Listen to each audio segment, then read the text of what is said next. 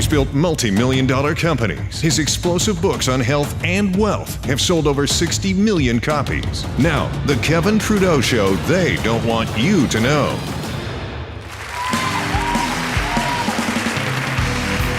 Kevin Trudeau here. Kevin Trudeau Show, everything they don't want you to know about to improve the quality of your life. Buckle up for the next hour on the brand new set.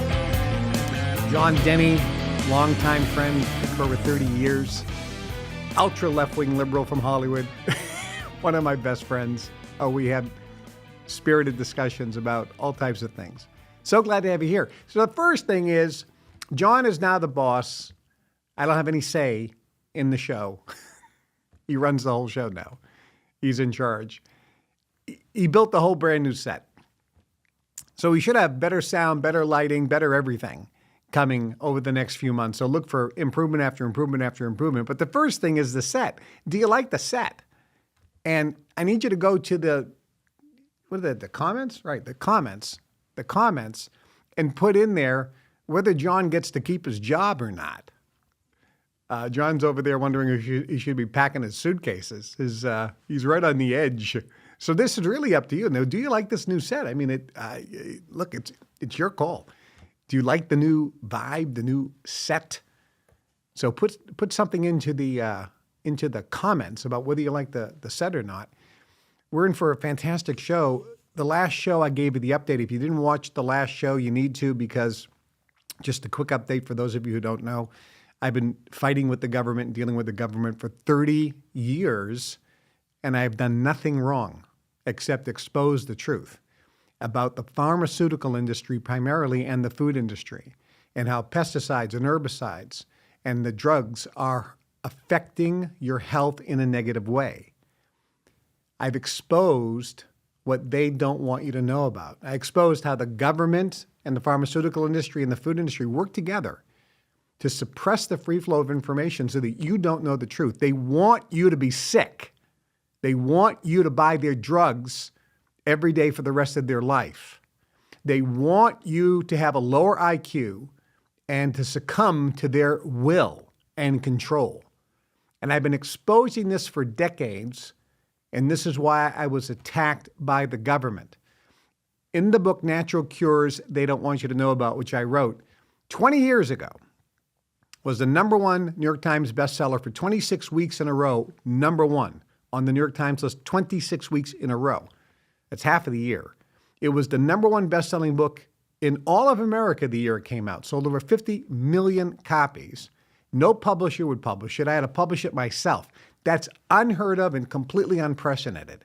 And it's because I was willing to go in front of the firing squad and say what nobody dared say, the truth, that could help you.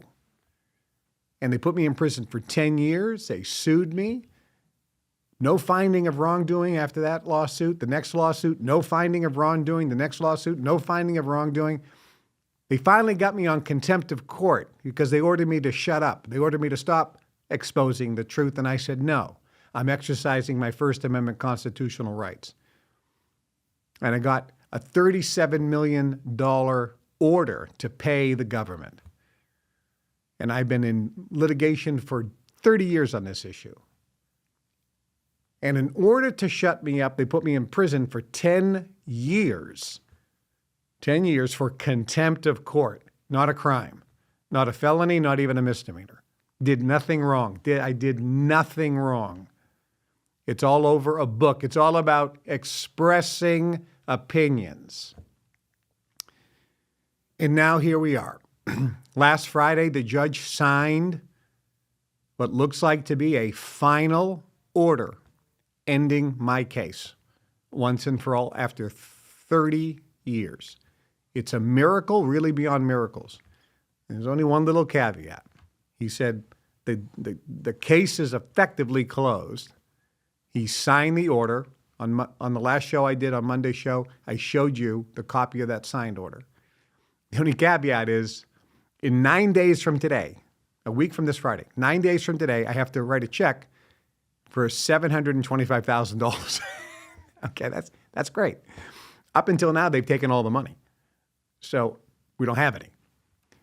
And this is why on Monday I appealed for you one last time, because I can either go back to prison, because if I don't pay, I'm ordered to pay by Friday. And there's a deadline by Friday, 9 days from now.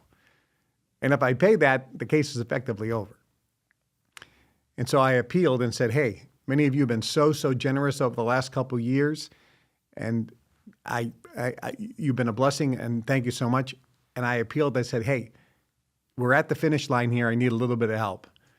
And if you can go to KevinTrudeauFanClub.com and make a one-time contribution of any amount, it will save me, because it'll give me the money. Now, just in the last 2 days since the show came out on Monday, of the $725,000, I'm already, I think I owe now, we got in around 200. So we're getting closer. So your generous contributions are saving the day. And I just checked before we got on the show, and some contributions are coming in. We need more. We're about 500,000 away. So of the 725,000, we still got about 500,000 to go. And we talked to the government, and if anybody wants to write a big check of 25,000 or 50,000 or 100,000, we can accept that. It's absolutely fine. And some of you may think, oh, he's just asking for money. Look, God works through people. That's how it works. You can ask for miracles, and at the end of the day, miracles come through people. And I've been that guy. I remember there was a fellow that I knew, good friend of mine, and his wife called frantic. He was put in prison in Florida, charged with some real estate fraud. He was a big real estate investor, had a lot of properties, and was doing a lot of real estate transactions. And they said his transactions were fraudulent. And they arrested him and put him in prison on a $250,000 cash bail, not bond. They would only accept cash. And because he was highly leveraged, they didn't have $250,000 in cash. And this is about 30 years ago. And his wife called and said, Kevin, I hate to ask, can you help? It's a loan. She said, it's just a loan, and he'll pay it back.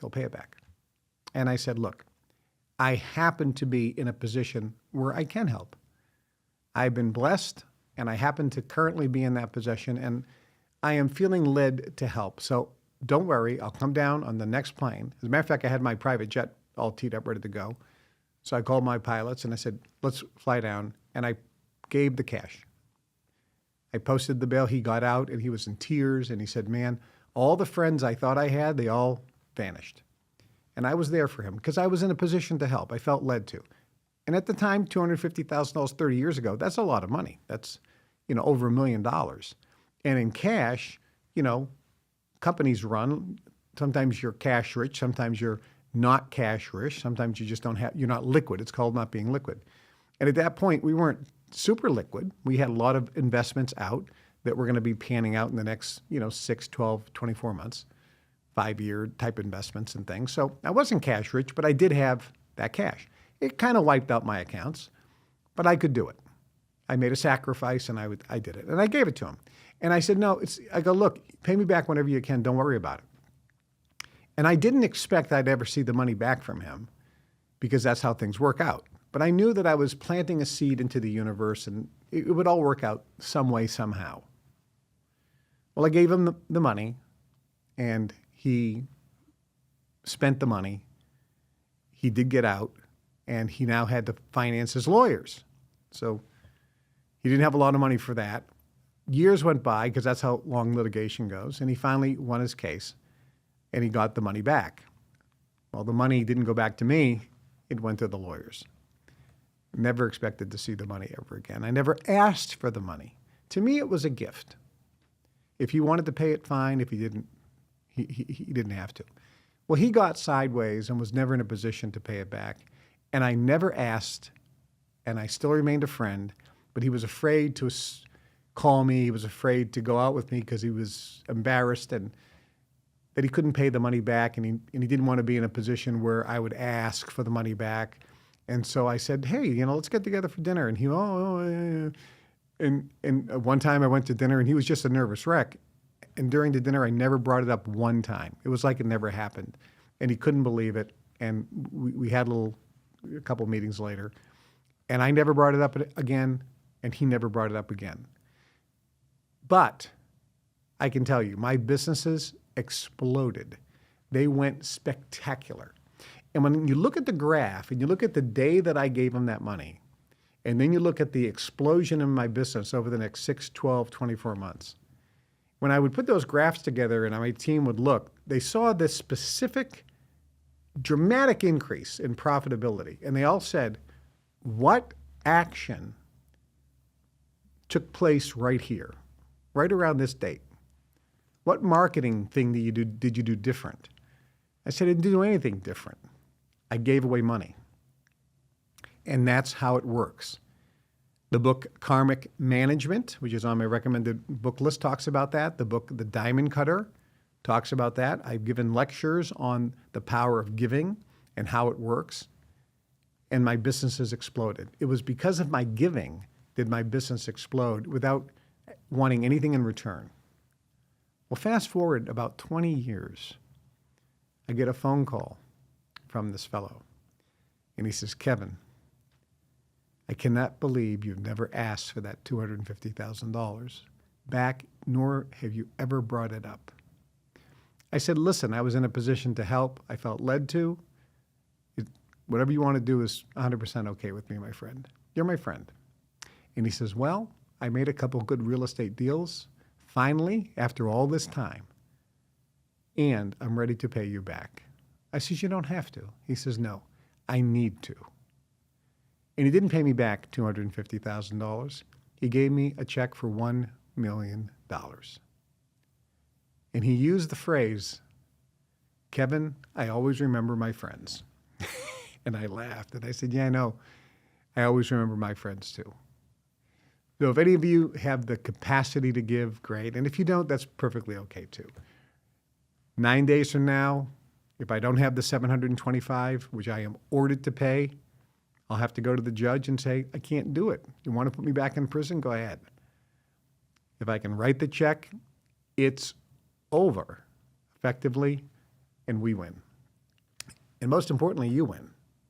So it's going to be great. So just think about that, because I'm here to help you and give you the techniques and the tools from the secrets that I know on how to improve the quality of your life.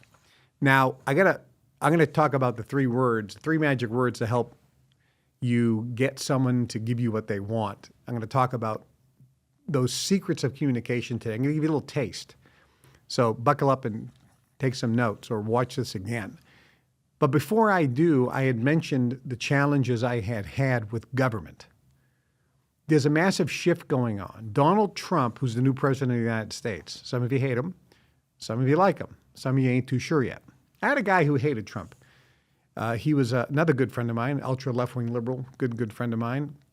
And when Trump won the first time, of the 3 times that he won, when he won the first time, some of you will get that one on the way home.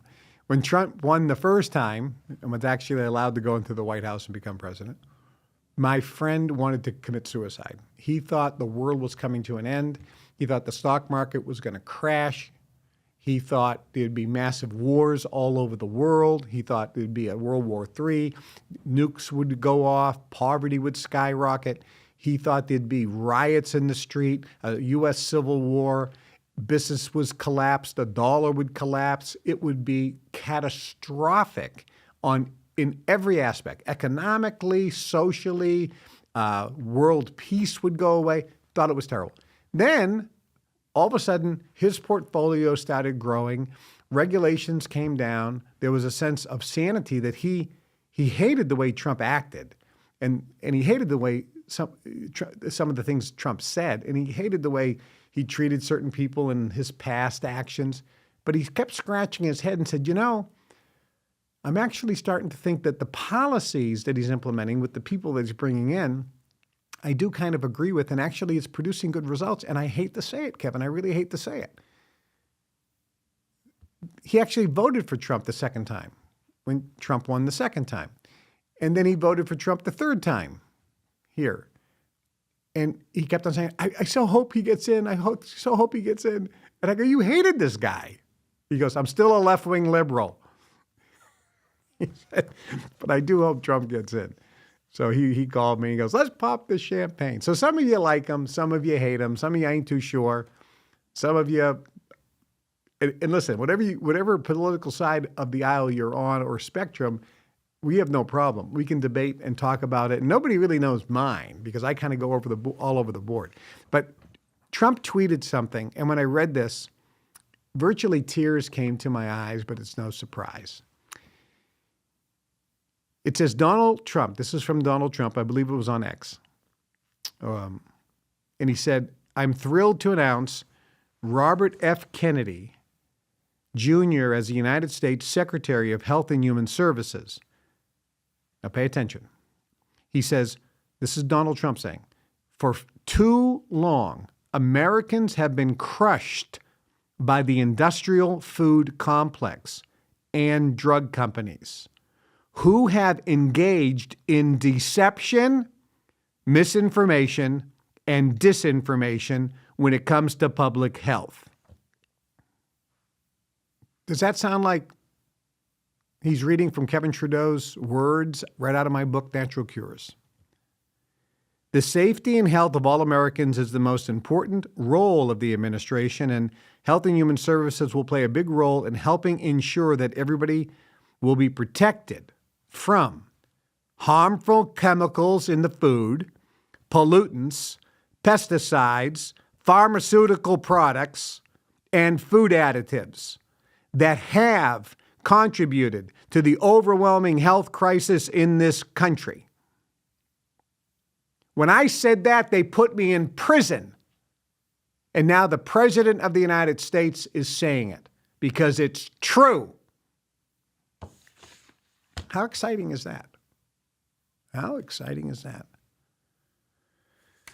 But I'll tell you, Trump and the administration has a massive battle on their hands, a massive uphill battle. I'll tell you, there is entrenched over 2 million federal employees and millions more of contractors that run the government. These people are not elected. They can't be fired. Isn't it interesting that they set it up so that when you hire somebody in the federal government, once they're hired, it's almost impossible to fire them, regardless of their job performance. Trump is up against this overwhelming deep state bureaucracy of people that want to keep their job and want to increase their power and control over your life, regardless of what the people that you elected say. This group, they think they know better, and they refuse to leave. They refuse to give up control. There's an article here. It says, the federal courts are full of old judges who should retire but won't, and little can be done about it. This whole article talks about how federal judges are in their 80s and 90s. Their cognitive skills are gone. They don't read briefs. They don't read the cases. They don't read the case law. They drool. They fall asleep while they're on the bench. They can't remember anybody's name. They can't remember what they're talking about. And these are the people ruling and making decisions in federal court. The clerks do all the work. These guys are nothing but control freaks. And this happens all throughout the federal government. There is a massive push in federal governments around the world for the employees, the bureaucrats, to do what they want. So Trump is going to, and Robert F. Kennedy Jr., they got a long road to hoe. They got a long road to hoe and a big uphill battle. So we will see how things turn out. The last thing before I start getting into the 3 magic words and how to get people to do what you want and communicate better, there's this left-right conversation. You know, am I a conservative? Am I a left-wing liberal? Am I a Republican? Am I a Democrat? Am I a moderate? Am I an independent? What does it all mean? Who's a fascist? No one even knows what the word fascist means. Try to define it. what's the difference between a fascist and a communist and a socialist? Nobody, you can't tell me. One day I'll do a little lecture on the difference between those three. There's a capitalist, there's a socialist, there's a communist, and there's a fascist, and they're all different. And they're all loose terminology. We were called capitalists, but initially we were called a free enterprise system. You don't hear that anymore. Free enterprise, free enterprise. We hear capitalists, which is different, slightly different than free enterprise. And there's socialist. What's that? What's socialism? What is communism? How is socialism and communism different? Do you have any idea? No. And what's fascism? And what's a republic? And how is a republic different than a democracy? And what's a parliamentary system? And how is different than is a parliament system a democracy? And what about a democratic republic? We don't even know these words anymore because no one goes to school. Or we go to school and we don't learn anything. But one thing, a lot of you, if you're on the left or the right side, I want to bring something up. There is a lot of excitement from some people with some of the laws in some states, mostly states with a high amount of devout Christians, both in the population and in elected officials. And there was a law that said the 10 Commandments must be displayed in schools. And the argument is that America is a Christian nation because it was founded by Christians. It wasn't founded by Muslims, and it wasn't founded by Jews, and it wasn't founded by Hindus. It was founded by devout Christians who read the Bible, quoted the Bible in all of congressional hearings and debates. When the founding fathers started America, they said a prayer, a Christian prayer with a Bible, and that's how they started session. Right now, there's a minister, a chaplain in Congress that's paid for by you. It's a Christian guy. And they say a prayer. They still say a Christian prayer today. So there's an argument that America was founded on not just godly principles. Our currency says, in God we trust. Doesn't say in communism we trust, or in socialism we trust, or in politicians we trust, or in government we trust. It says in God we trust. And so there's an argument that America is not just a godly nation, because that's how it was founded, and that's historically factual, but it was a Christian nation. And remember, the First Amendment, which separates church and state, that's the big argument. The reason that was put in is because people forget America was an English colony. So everybody who came to America was from England. And people forget that England, the King of England wanted to get divorced, and the Pope said no. And so the King of England said, well, the hell with you, I'm starting my own church. And he started a church, and he became the Pope. And so everybody who was in England had to be a member of the state church, the Church of England. People forget the history. So when America started, they said there will be a separation between church and state. There will not be one state religion that every member of society has to be a member of. That's the separation of church and state. It didn't mean that people who are elected office can't be godly, can't practice their religion, can't even promote their religion. It just said that there can't be one established, government-run and controlled religion that everyone has to be a member of. Okay. So with that in mind, a lot of people say, listen, the 10 Commandments, which is really not accurate, it's called the 10 Utterances. If you actually look at the scripture and do a correct translation, where God gives basically some rules of ethics and morals. Thou shalt not kill. Well, it doesn't say thou shalt not kill. Translated properly, it says thou shalt not commit murder. Because after the 10 Commandments if it did say, thou shalt not kill, how come the next day God said, I want the Israelites to go in and kill all the Canaanites, everybody, kill them all? Wait, you just told us that not to kill. So the commandment says, thou shalt not murder. And you shouldn't steal, and you shouldn't have sex with your neighbor's wife, that type of thing. So there's these rules. So some lawmakers said we should put in, to promote morality with our kids, we should put in the school and show them the 10 Commandments so that we don't forget the 10 Commandments and the morality, and the kids know about God. Okay. So some of you think that sounds like a good thing. And some of you think, no, you can't do that because it's encouraging everybody, all the kids, to be Christians. Well, no, it's from the Old Testament. It actually would promote them to be Jews or Christians. But you say, no, we can't have that in there.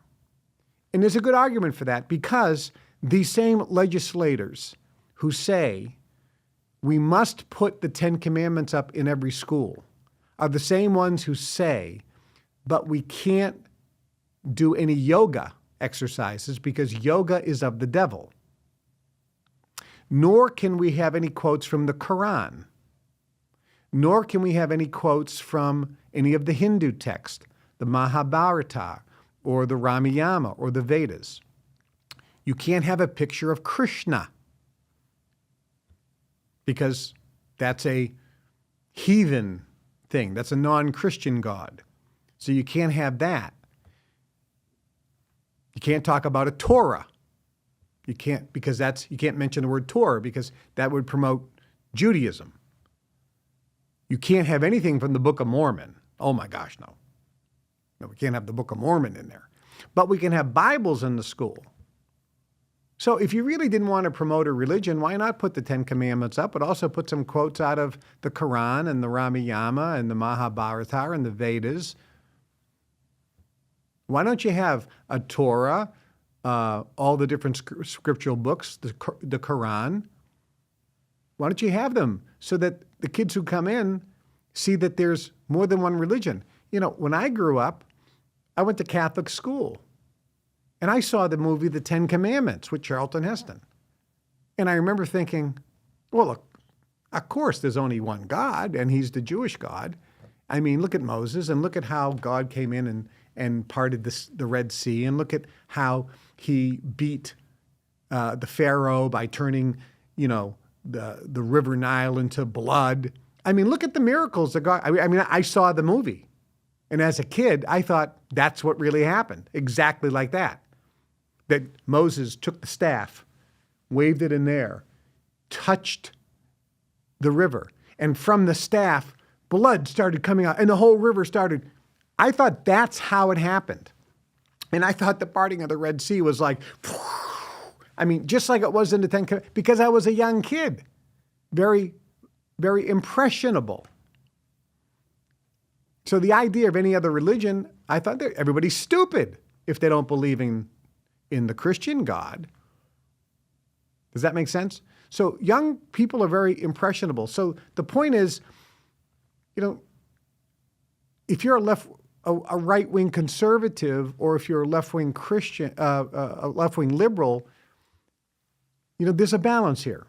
There really, really is a balance. So the reason I bring this up is, take a deep breath, relax, be compassionate, be understanding. I'll go into dinner with John Denny tonight. We're going to do a little celebrating on his new set, or he gets fired if all of your comments say, I hate the set, go back to the old one. John, yeah. So John told me I can't use the pictures anymore of my ancestors. So I actually may bring them out and auction them off, because I get a lot of pictures from my ancestors. I might auction them off. I told him it should go right there. Right. How do we do it? Right there. I told him it should go right there. But I'm not the boss anymore of the show. He's in charge. If you want the pictures of the ancestors back, you'll leave a lot of comments. Make sure it goes there.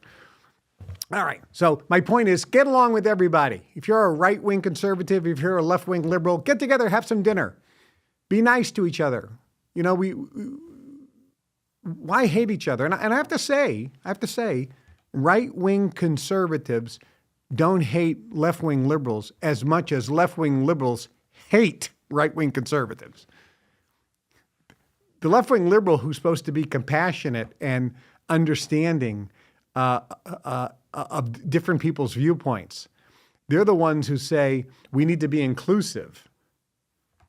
Well, include your right-wing conservative friend. Try to be inclusive of that. Be nice, like each other.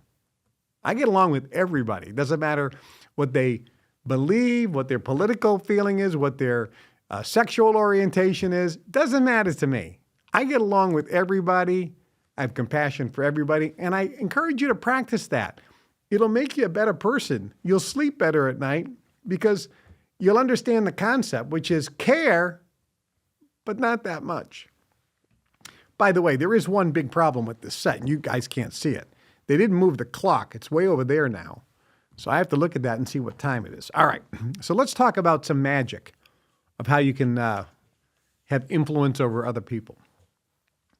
First off, there's a couple books that you should read. If you haven't read them, it's on my recommended list. This one here, How to Win Friends and Influence People by Dale Carnegie. One of the best books of all time on dealing with people.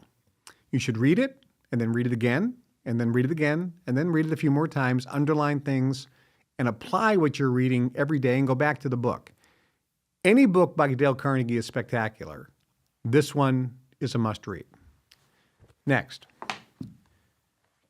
How to Have Confidence and Power in Dealing with People by Les Giblin. Any book by Les Giblin. He's got some of them that are like 10 pages. The Art of Dealing with People, and there's a couple other. Read them. This gives you insight. Spectacular.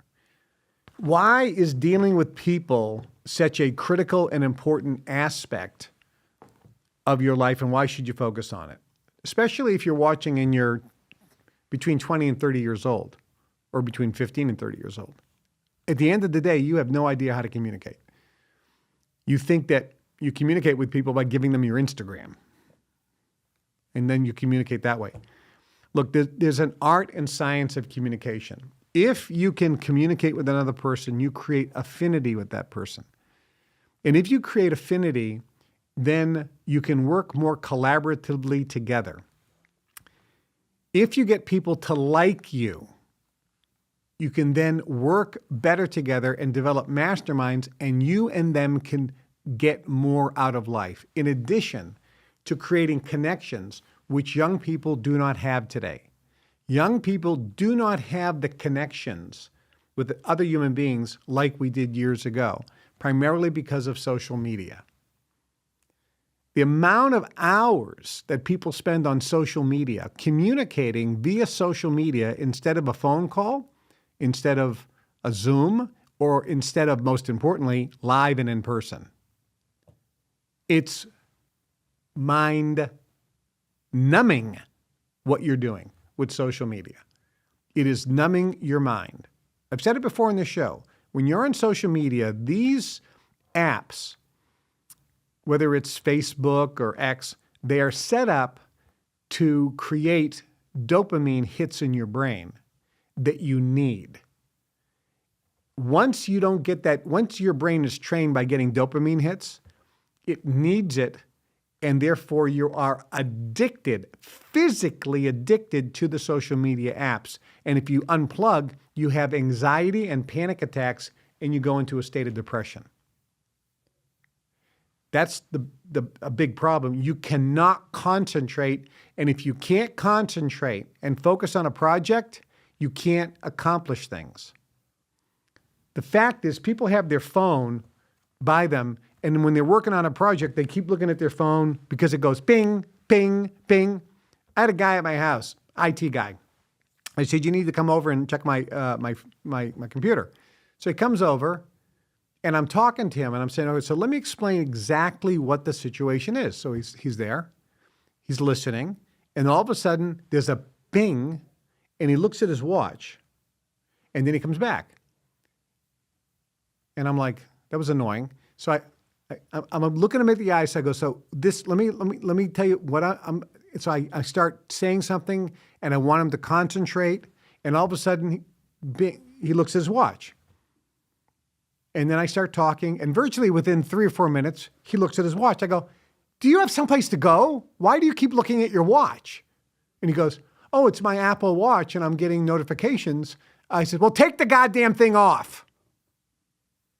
I go, you're not concentrating. You're not here. You're not in present time. How do you expect to get anything done in your life? And I go, wait a minute. Now I understand why you haven't accomplished anything in your life. Because you don't have any ability to concentrate. You're not putting attention on something long enough to actually make it manifest. It's like taking some dry leaves, and if you have one of these, not microscopes, what do they call it? Not a telescope. Magnifying glass. You have a magnifying glass and you hold it and the sun comes down and you have to hold it steady so that the sun is concentrated, focused, and it's steady at one spot long enough to turn it into fire. This is how you manifest things, by getting people to concentrate and focus. So you don't have interpersonal skills. And how do I know this is true? Because when I meet people, nobody has any personal skills. John Denny does. He's my age. We get together. We have stimulating conversation. He knows how to have a conversation. He knows how to meet somebody for the very first time. Him and I could go out, or some of my other friends from our generation, we can go to anywhere. And within 10 minutes, we've met people, we're having conversations with people, and we get to know them.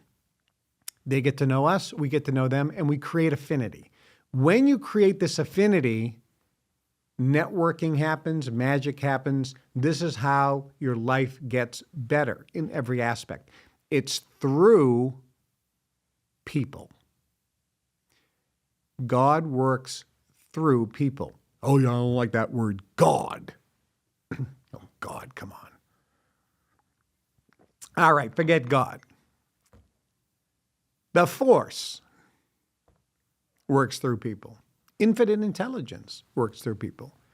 Consciousness works through people. Miracles work through people. Energy works through people. You have to be able to communicate with other people and develop affinity. So how do we do it? Well, all communications is selling, because you are selling concepts, ideas, thoughts to another person. So let's talk about selling. And somebody said, well, I don't sell, I don't like selling. That's fine. If you talk to your kids and say you need to go to bed now, you're selling, because you're trying to sell them on going to bed. If you're talking to your spouse about, hey, listen, let's go into the bedroom here and let's have some fun, you're selling. You're trying to convince somebody to do something you want done. Every communication is some form of, quote, selling. You can call it persuasion. You can call it getting people into agreement. You could call it negotiation. It's all really forms of the same thing, communication. But in Sales 101, which is shocking, because I recently was talking with a bunch of sales professionals in the automobile business, in the insurance business, and in the real estate business. And I said, you're a sales professional. Yes. That's how you earn your living. Yes. You've done it for many years. Yes. What's Sales 101? Not one person knew. So I'm going to ask you, do you know what Sales 101 is? Sales 101, like the number one thing in sales. All right, so you're coming into the Kevin Trudeau Sales Training Seminar. Sales 101, this is where we start. Do you know what it is? And it's in every sales training course that I ever went through or read about or talked to, whether it was Tommy Hopkins, one of the greatest sales trainers of all time, Zig Ziglar, one of the greatest sales trainers of all time, his brother Judge Zig Ziglar, one of the greatest sales trainers of all time. Everybody. They know this. I mean, this is like automatic. But nobody in sales knows it today, and you don't know it. And this is the number one thing you need to do when you're talking with another person. Number one is sell yourself first. Sell yourself first. Because selling yourself first means that you get the other person to like you. You get the other person to have affinity with you. And if you do that, whether it's your spouse, your coworkers, your boss, the people that work for you, your kids, your neighbors, magic will happen. If you create affinity, if you get someone to like you by creating affinity. So the real question is, how, Kevin, do I get somebody to like me? Well, number one, by understanding this. And it's in the book Nuggets of Gold. People don't care how much you know until they first know how much you care. How do you get someone to like you? It isn't by talking. It is by listening to them. It is by showing genuine concern and interest in them. Dale Carnegie says it best. Every person has a sign on their forehead. You know what that sign says? It says, "Make me feel important." If you want to sell yourself, which means get people to like you and create affinity, you must make that other person feel important. How do I make them feel important? What are the techniques, Kevin? What are the techniques? Number one, remember you have 2 ears and 1 mouth. Use them proportionately. Listen more than you talk. Dale Carnegie wrote the book, How to Win Friends and Influence People, this book here. He was known as the world's greatest conversationalist. This is at a time before TV and radio and telephones and all that stuff. People actually went over other people's homes. They went for dinner parties, cocktail parties. They went out to clubs. Nobody stayed home. You know, sometimes you stayed home, but generally people would go out at night. They'd either go to somebody else's home, play cards, have dinner parties. People were mingling. People were socializing. And Dale Carnegie was known as the world's greatest conversationalist. In New York City, one of the socialites was putting together this magnificent event. All the major social people were going there, including the columnists who write for the Society column. The woman invited Dale Carnegie because if you're having a party and you want a successful party, if you had the world's greatest conversationalist there, that's kind of a feather in your cap. He's going to be wandering around talking with people, the world's greatest conversationalist. You're going to have a successful party. And in those days, when somebody came into the event or the party area where all the people were gathered, the butler would introduce them. So people just didn't walk in. They would say, "Presenting Joe Smith." And the people who were talking could hear that. And now they have an idea who just walked in, who just came in. So in this particular case, Carnegie shows up and they say, "Presenting Mr. Dale Carnegie." And the hostess saw him, made a beeline, went running over and said, "Mr. Carnegie, I'm so happy to have you here. I heard you're the world's greatest conversationalist." And he said, "Well, thank you very much. I do have that distinction." She says, "I understand you have been traveling around the world lecturing. You must have many fascinating stories to tell us. We'd love to hear them." He goes, "I would love to share them with you." He says, "But I heard that you recently went on a safari in Africa." He said, "Is that true?" She said, "Well, yes, it is." He said, "Was that your first time to Africa?" She says, "Yes, it was." He says, "How long did you go for?" She goes, "Oh, I was there a month." He says, "I've never been to Africa. What's it like?" She goes, "Mr. Carnegie, let me tell you about it. It was one of the most exciting experiences of my life. First, and she went on to talk and talk and talk. And Mr. Carnegie just listened and listened.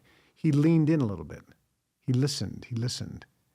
He nodded his head as she said things. Are you paying attention? I'm giving you keys here. And afterwards, she said, "Oh, I have to attend to my other guests." They parted and didn't talk for the rest of the evening. The next day, she wrote the Society column article.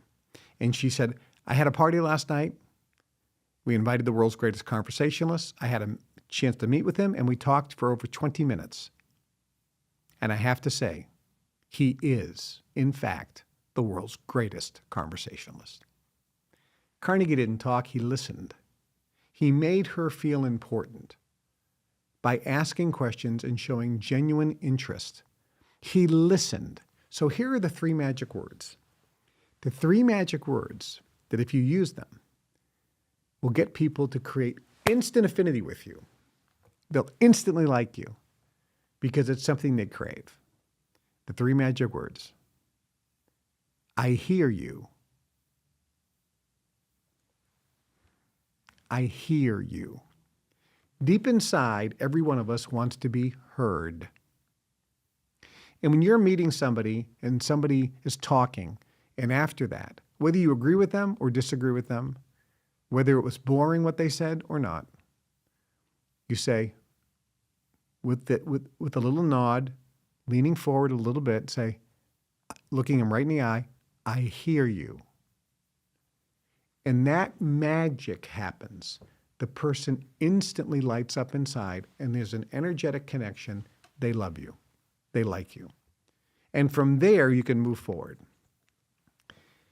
There are many phrases that if you just commit them virtually to memory and start using them, first from memory, and then second from genuine interest, your affinity with other people will dramatically change and go up.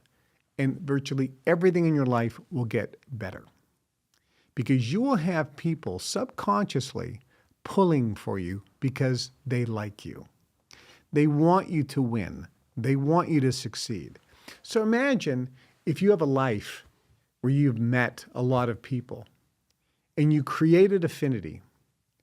Those people, whether you're talking to them or not, are energetically, positively connected to you. And you have this power going into your field, giving you a boost versus getting everyone to hate you and dislike you. Here's what it comes down to. How do you treat people? If you treat people who are not in a position to do anything for you extremely well, it'll take yourself to another level. See, most of us go into a room, and I've had this happen a million times. I meet somebody, hey, how are you? And they're like, And then they'll talk, and then all of a sudden somebody will come over and goes, Kevin, I can't believe it, man, your book was so good. And the person will go, you're an author? Yeah, oh, yes, I am. And then somebody goes, yeah, this is Kevin Trudeau. He's the famous author of that. Oh, I didn't know that. I'm so glad to meet you. All of a sudden, they're treating me completely different because now they think I can do something for them. But a minute ago, when they thought I was just some salami in the room, because I wasn't dressed very appropriately at that particular time, I was dressed like a hobo. When they didn't think I could do anything for them, they weren't treating me nice. Treat everyone the same. Whether you think they can do something for you or whether you know they can never do anything for you. Treat them all with love and compassion. Show interest in them. Ask them questions. Are they married? How long have you been married? Do you have kids? What are their names? How old? How are they doing in school? What do they like? You talk about a person's interests.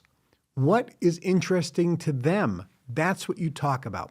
If you want to appear interesting to somebody, be interested in them. I'll tell you a funny story. There was a guy who, a friend of mine was trying to sell some insurance, and he couldn't sell insurance, couldn't connect with the guy for some reason. And he said, could you come along with me and I can introduce you as my sales manager, and then maybe we can help make a deal and I can watch you kind of sell so I can learn how to do it. I go, listen, I'm not an insurance salesman, but I'll certainly go along to help you.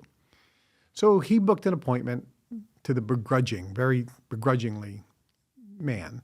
We went into his office, and the guy says, look, I only have 10 minutes. I'm really not interested in insurance, but I took the meeting because I know you're a friend of some relative, but I'm not really interested. So I know you guys are just wasting your time, but this is a courtesy allowance to have you come in.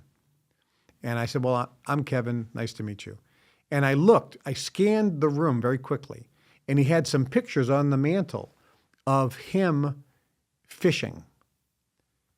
And I looked and I saw there was like 3 or 4 of pictures of him with fish, big fish like marlin and thing. And so I said, is that a picture of you fishing? And the guy instantly lit up. Yes. And I walked over and I said, what kind of fish is that? Is that a marlin? And he says, it sure is. I go, are you a marlin? Tell me about that. Well, we were in Cabo San Lucas and blah, blah, blah, blah, blah. And I said, so you actually brought that in yourself? Yeah. How long does it take to catch a marlin? Oh, well, let me tell you about that fight. And this guy went on and started talking about, we landed this thing and it was jumping out of the water and I was pulling it in. It was taking line and my arms, he went on. And I'm sitting there going, wow. And after he told me that whole story, I said, that's unbelievable. He says, yeah, have you ever gone fishing? I goes, man, I only fish for little things like walleye. He goes, oh, you got to go. He goes, would you recommend it? I go, yeah. Can you write down some recommendations of where I can go? Yeah, hold on. And he's writing it all down. He goes, all right, so tell me about this insurance you guys want to sell me. I just shut up. And he says, well, we have these. The guy bought. And now he's a big client with the guy. Big client. It's all about creating affinity. And by the way, I was really fascinated and interested. This is the whole point. It's not manipulation. It's really opening yourself up to be interested. I am interested in people. When I meet somebody, I'm interested. Where do you live? Where are you from? Where do you work? Do you have kids? What do they like to do? What are your hobbies? What's your passions in life? What dreams do you have in life? Where have you traveled to? I'm interested. I like people. So I am interested in listening to their story. I don't want to tell mine. Doesn't mean I won't. And I'll tell a story in 2 minutes. That's the next little trick I'll drip you. If you talk, it's 2 minutes or under. Maximum 2 minutes, and only if you tell a story. Which goes to the next axiom when you're talking. Facts tell, stories sell. Tell stories. People like stories. But always under 2 minutes. You talk too much. You have 2 ears and 1 mouth. Use them proportionately. Listen more than you talk. I have to look at the clock now because it's over there. Right, Trey? We have to move the clock, right? So I can actually see it. All right, so listen, we have... The next few days, I am going to be probably sending you some emails and some SMS messages asking you to help.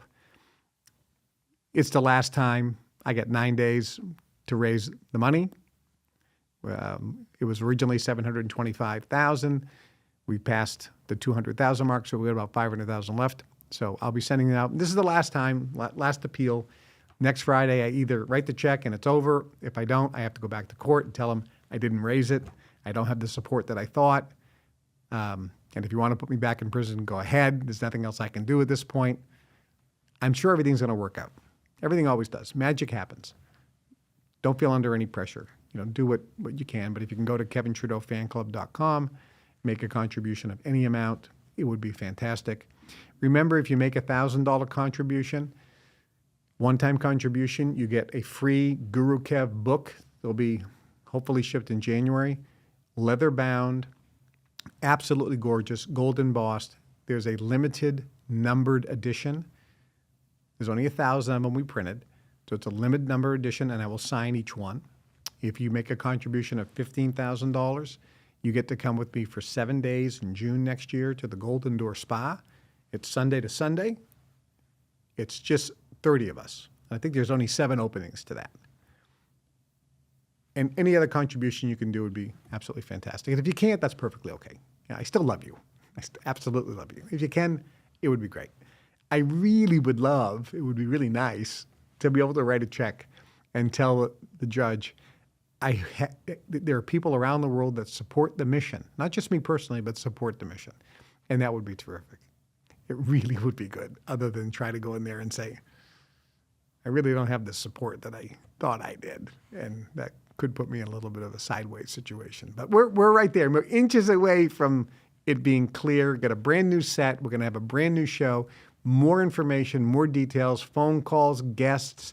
I'm lining up a slew of guests, and maybe we can get Robert F. Kennedy Jr. on here. Maybe we can get other people in powerful positions from around the world. There's a whole bunch of things that we have planned. John Denny is working around the clock, making this show the best show out there, because this is information that if you apply it, it will positively improve the quality of your life and dramatically improve your standard of living. Most importantly, it'll give you a greater sense of peace, joy, and happiness within, which will allow all of your life, every relationship, to be smoother and more wonderful.